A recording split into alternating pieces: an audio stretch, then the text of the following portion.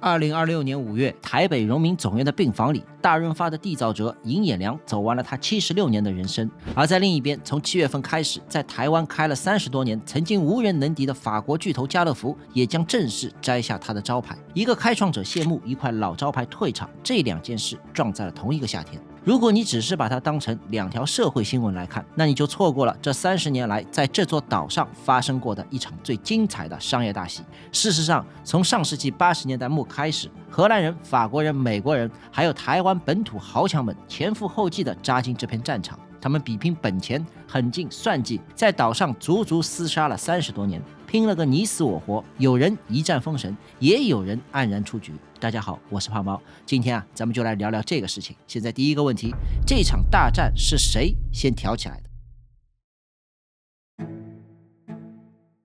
？1988年，一家叫万客隆的公司悄悄地来到台湾。这家公司的来头可不小，背后的老板是荷兰 SHV 集团，一个从19世纪倒腾煤炭起家的隐形巨富家族。万客隆来的时候，时机也掐得极准。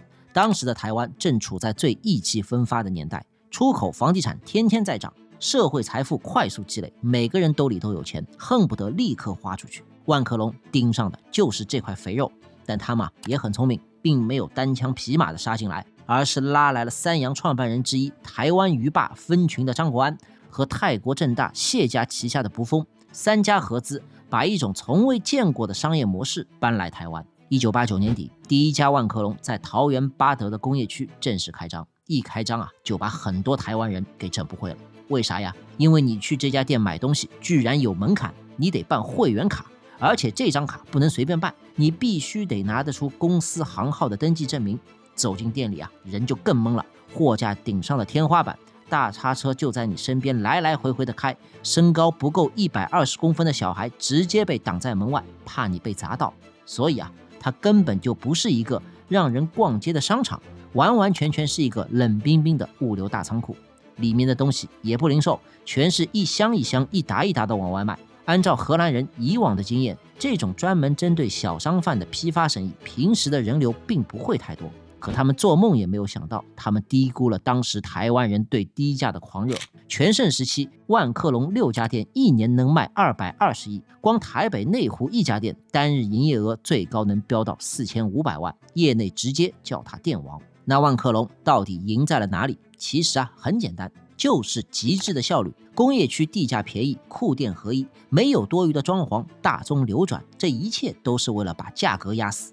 这件事有利也有弊。在那个物资刚刚丰裕的年代，为了便宜跑远路办卡整箱扛回家，这些不方便消费者全都能忍。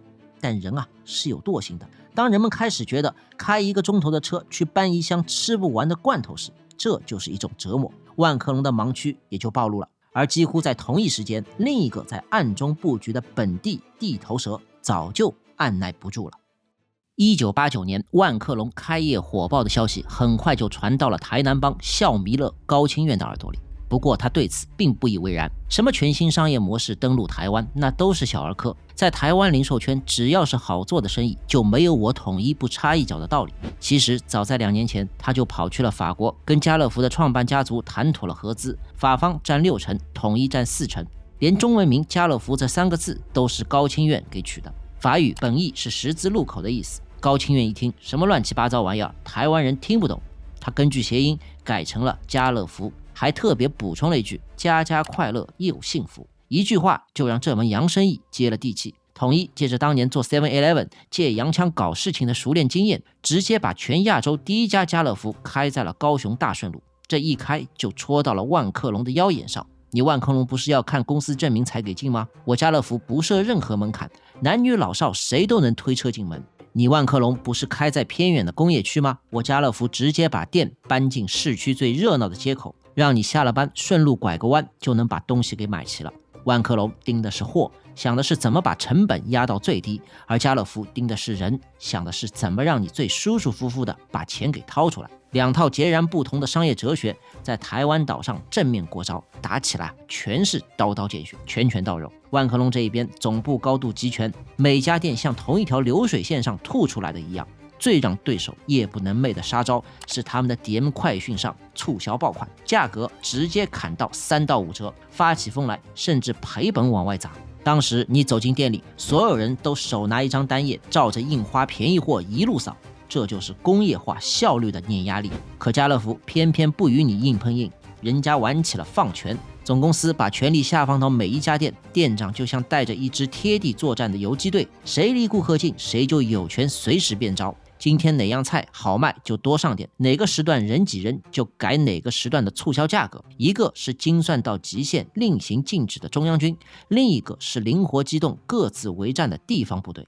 两套看似南辕北辙的打法很快就分出了胜负。家乐福先在南部站稳脚跟，而后迅速挥师北上，在台北一口气拿下了南港、天母，再插起板桥，沿着西部走廊由南打到北。到了1996年，结果揭晓，家乐福的门店数和年营业额双双反超万客隆，登顶台湾量贩一哥。万客隆这个把购物车第一个推上岛的鼻祖，开业还不到10年就被拉下了马。而就在这个时候，一个做纺织布料起家的本土外行正看着杀红眼的双雄战场，冷冷地笑了一声。他准备用最原始的江湖手段给这些洋人们结结实实的上一课。这个人的名字叫尹衍梁。要说尹衍梁，得从他爹格子布大王尹书田开始说起。尹家1949年渡海来台，在台湾纺织业山东帮里做上了头几把交椅。但尹老爷子有一个问题，他连生了5个女儿，人到中年才得了尹衍梁这一根独苗。这位少爷年少纨绔，是台北街头数得上号的混世魔王，初中就被4所学校开除，闹到16岁，老爷子一咬牙把他扔进了彰化敬德中学，一所专收不良少年的管训学校。结果进去，你猜怎么样？他还在里面结交了个同窗好兄弟，叫黄少岑，绰号11，是旱鸭子陈其礼钦点的第2任竹联帮帮主。同样还是在敬德中学，尹衍梁有幸遇到了一位好老师，将其骂醒。那人日后做了立法院院长，叫王金平。自此，尹衍梁收了性子，重拾课业，走上了正途。可骨子里那种从街头滚出来的狠劲却留了下来。1976年，尹衍梁接手家业。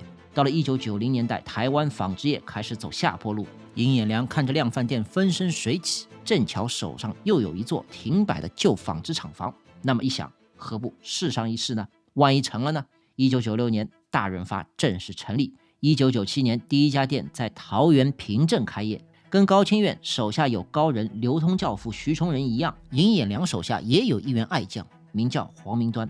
此人后来率队登陆对岸，把大润发做成了大陆卖场一霸，江湖人称陆战之王。但在眼下的台湾，他们面对的是一个已经进入地狱级难度的战场。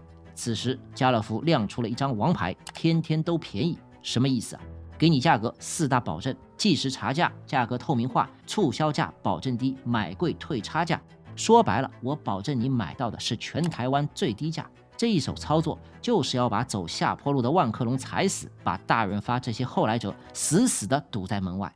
那么现在面对资本大山的极限施压，大润发是怎么活下来的？甚至把外资打到吐血。黄明端后来在一次采访里这么说：我们的办法，买货操作学美国，商店设计学欧洲，商品选择学大陆，绕了一大圈，归根到底就3个字：本土化。什么是本土化？把生鲜做透，把菜市场搬进卖场。台湾主妇每天都要买菜，图的就是当天新鲜现捞，挑挑拣拣的烟火气。但如果这样做，有一个问题：生鲜的损耗高，利润薄，所以别人一般能少碰就少碰。大润发偏要把生鲜的品类铺得比同行更全。为了控制损耗和保证新鲜，蔬果区的人手几乎是别家的2倍，所以大润发把生鲜当成了最稳定的客流钩子。主妇们天天上门，油盐酱醋锅碗瓢盆顺手也就装进了购物车。一个做不得外行，硬是在2强夹缝中坐稳了台湾量贩的第2把交椅，号称本土小霸王。就在他们以为靠着生鲜和低价肉搏能安稳割据的时候，第4路人马也已杀入战场，而且是急得双脚直跳。为什么？原因是因为一场大火。1995年10月29日清晨5点多，高雄发生了一件大事，百货南霸天大统集团最赚钱的旗舰店大统百货突遭大火，烧了足足20多个小时，彻底化为废墟，直接财务损失超过了20亿台币。这场火烧掉了创办人吴耀庭30多年的心血，也把当时担任百货总经理的二房长子吴振华逼到了接班序列的悬崖边。虽然此时老掌门吴耀庭还没退位，但大统的命根子断了。日系百货又在大举南下，在严厉的老父亲和2个大房哥哥的注视下，留美归来的吴振华知道，如果自己不做点什么，未来东宫之位或许不保。于是他决定利用自己在美国留学时结识的国际零售人脉，跨过太平洋，把好事多 Costco 拉到高雄合资。但这趟引外资入台并不容易。吴家富可敌国的商业土地全部由3兄弟共同持分，任何一块地变卖或者租赁都需要3兄弟同时盖章。吴振华想要挪用土地，砸下巨资跟美国人合资，不仅要说服大火后惊魂未定的老父亲，更要在家族长辈的利益掣肘中小心周全。为了能够顺利接班大统百货，他必须赌上一把。1997年1月18日，高雄中华五路上全台第一家好事多开业，结果却并没有迎来开门红。因为好事多也需要办会员，还要交钱，这种先交钱再买货的荒谬逻辑，台湾的消费者根本不接受。当时的台湾总经理张思翰每年都要飞去美国西雅图总部做亏损报告，而在台湾本土，吴振华更是承受着家族内部崇洋媚外、败光家产的巨大指责，但他们却做出了一个极为强硬的决定，死扛到底，同时把14%的低毛利率、市值策略和无条件退货机制当成了市场破冰的核心工具。这种状态一直持续到第5年，2001年开始，高雄店实现盈利，此后业绩每年均保持着2位数的增长。依托超高的单店客单价与平效，台湾好事多以惊人的速度在全球榜单中排名暴涨，其中台中南屯店更是常年稳居 Costco 全球店王之位。台湾好事多会员数将近400万，相当于每5个台湾人中就有1位好事多会员，续卡率高达90%，也居全球之首。当年年年去美国 IP 的张思翰，后来被美国总部册封为亚太区总裁，管理着亚洲70家门店和2.9万名员工。而二房少主吴振华最终在老掌门去世后的资产切分中，牢牢地将百货和零售核心权柄握在手中。到了2022年6月，美国总部为了收回主导权，开出了大统吴家无法拒绝的天价10.5亿美元，吴振华点头成交。这一笔让他掌下的大统集团一夜入账312亿新台币，也成就了台湾零售史上最经典的一场商战神话。而就在好事多2000年初一战封神之际，有些人却挺不住了。2003年春节刚刚过去，台湾零售圈在初春的寒风里迎来了一场毫无预警的地震。先行者万客隆突然宣布全台6家分店停止营业，从1989年高调登陆到这一刻谢幕整整14年。当年为了极致的效率，选址在工业区死守办卡才能进的高墙，以及越来越模糊的商品定位，全都成了他的致命伤。但如果你以为这只是万客隆一家的经营悲剧，那你就太小看台湾零售市场的惨烈程度。这不过是一场行业黄昏的序曲。靠着远东集团撑腰，曾与法国巨头联姻的爱买吉安，全台门店不断萎缩，接连传出关店亏损，拖累了整个母公司的财报。手握无数土地大步下场的巨无霸台糖量贩，也苦撑了几年后，把烂摊子默默一扔，彻底离场。还有一长串名字被时代悄无声息地从台湾人的记忆里抹掉，比如英国的零售老大特易购，当年进来的时候是何等高调，扬言要砸下巨资在全台开出20家超级大店，结果呢，水土不服，全台只开出可怜的6家。这时候所有人都在问，这到底是怎么了？为什么这些资产几十亿、上百亿的跨国巨头们会一个个像中了魔咒一样，在这座岛上集体溃败？答案我们要从卖场移开，就藏在台湾的社会结构里。其中最重要的一个原因，那就是少子化。这3个字听起来像是一个枯燥的人口学名词，但落在零售业里，它就是一场釜底抽薪的灾难。在这过去的30多年里，台湾的家庭变得越来越小，原本热热闹闹的一大家子变成了2口之家、3口之家。曾经在80年代象征着富足、中产、洋气的大包装，到了这个时候变成了现代人根本搬不动和吃不完的无形累赘。退潮之后，黑暗里传来的是另一种让人毛骨悚然的声音，那是活下来的资本巨兽，一场更残酷的兼并风暴悄然地拉开了序幕。这第一只发起无情吞食的巨兽正是家乐福，先是英国特异购，然后又吞下了台糖，而最让人猝不及防的一口是2020年砸下32亿新台币，把在台湾经营了30多年的港资老字号顶好超市连同旗下100多家门市全部生吞了下去。听到这儿，你可能会觉得很奇怪，今天我们不是一直在讨论量贩店大卖场的战争吗？家乐福作为当时的量贩老大，为什么要自降身段去抢一堆街头巷尾的小超市？原因是一个让家乐福半夜做梦都会惊醒的名字——全联。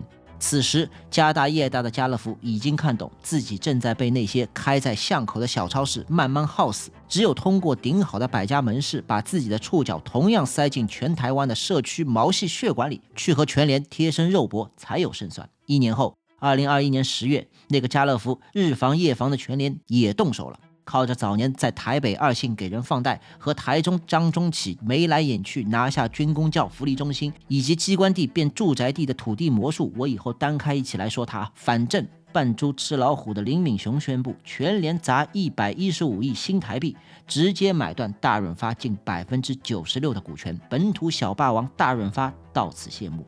面对全联如此大的动作，统一的江湖地位直接面临挑战。2022年，统一砸下302亿元新台币，100%买断了台湾家乐福的所有股权。至此，挂了30多年的法国招牌也只能默默地做好准备，打包行李退出亚洲市场。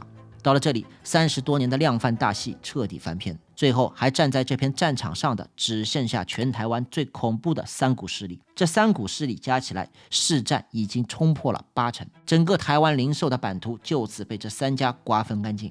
那么战争结束了吗？并没有。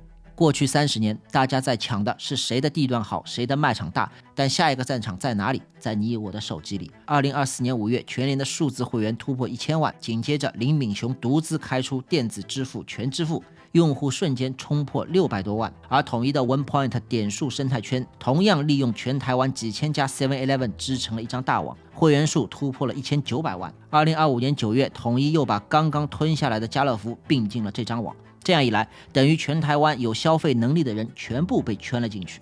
如今的战场已经转移了，他们抢的是你的数据、生活习惯，以及每一次掏出手机时本能的点开谁家的 app。 卖场建得再大，也大不过你拇指按下去的那一下。从谁更便宜到谁更懂你，从谁更离你近再到谁能留住你，卖场一直在那，变的是每一代玩家赢的方式。这才是这30年战争真正的故事。大润发变成了大全联，家乐福的名字终将在台湾的土地上消失，尹衍梁走完了他的一生。所以下一次当你推起那辆大大的购物车，掏出手机扫码结账的时候，也许你会想起今天这一期节目，你逛的从来不仅仅是一家超市、量贩店，而是一整部没人替他们写过的墓志铭——台湾量贩店30年。谢谢大家。